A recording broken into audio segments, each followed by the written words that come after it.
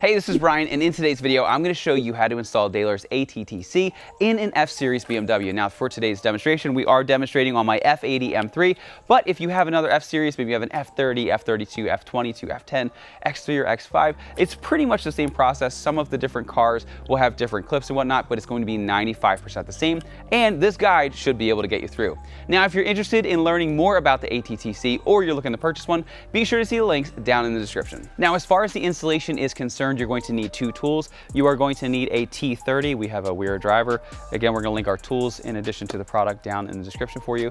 And then we have just a 10mm. So those are the only two tools you need. Everything else is provided by dÄHLer. Now, I've already unpackaged everything, but it has the main control unit.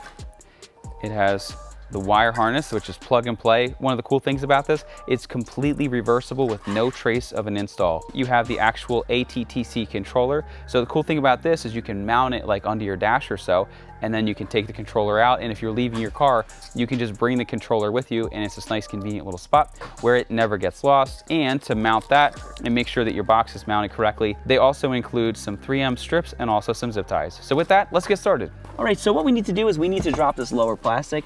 To do so, there is a 10mm located over here, and then there's another one located over here. Next, just take your hand over here like this, and then I'm gonna slide my hand across the top and release these 3 front clips, and then gently lower it down until you can see the 2 connections. There's a speaker connection over here, the blue one, and then there's this black one, which is your light for your foot. Once you've done that, just pull this out of the car.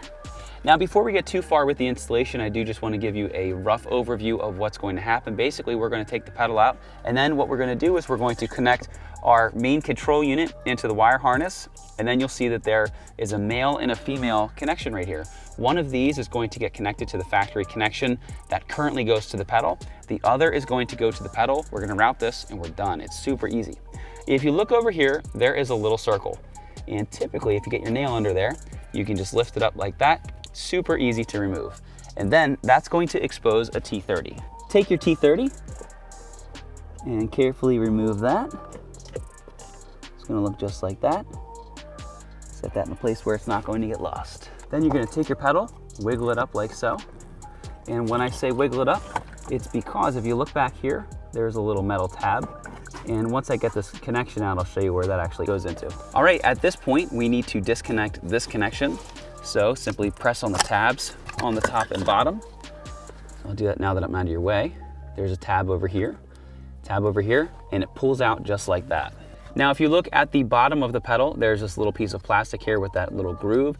That groove slides over this piece, so when you go to reinstall it, you start a little bit high and slide it into place like that.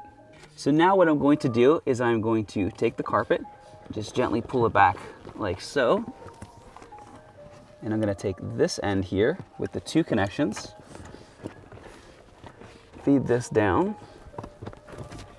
I'm trying to do this as much one-handed as possible to stay out of your way. And then we're gonna pull this through so both connections are on this side of the carpet. So now what you're going to do is take the connection that once went into the pedal and plug it into the connection that looks like that. Then what you're going to do is pull that carpet back one more time.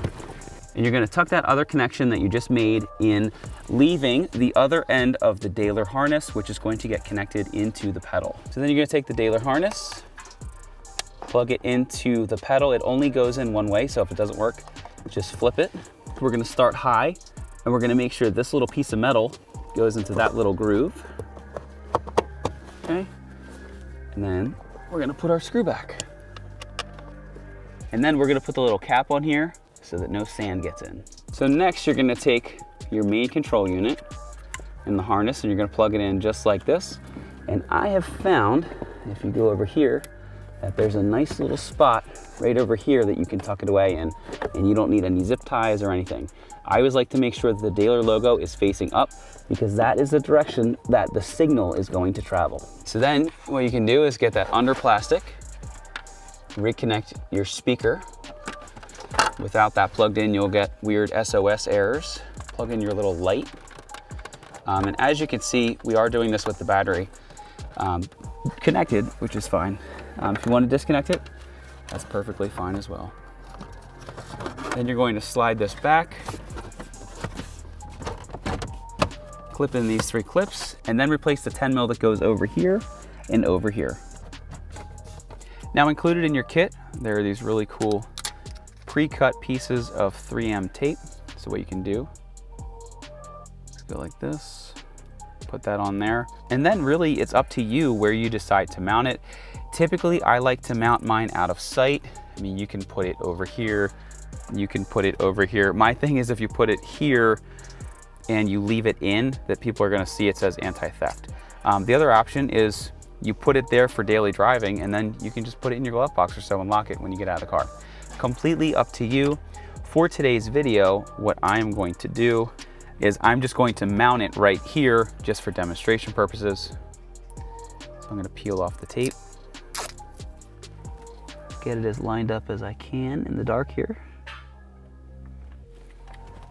And there you have it. So with it mounted here, it is best to remove it when you get out of the car, maybe throw it in your glove box, lock it up, and you will be good to go and you'll be nice and protected. All right, so then for your first startup, what you want to do, you want to hit the accessory button. You want to press any button on here, make sure that it syncs up to either channel A or B, and then you want to press down all the way on your accelerator pedal for about 2 to 3 seconds and then let go. And what that does is that tells the ATTC the range of motion in the actual pedal. So that way you can dial it in. And if you haven't seen our video, you should watch it because it's very detailed, but it has a comfort mode, an eco mode, a sport mode, a track mode, anti-theft, and more crazy features in this little device. So once again, my name is Brian, that's Zach behind the camera. Thanks for watching today's video. If you are interested in learning more or you're looking to purchase an ATTC, we do have links for you down in the description below.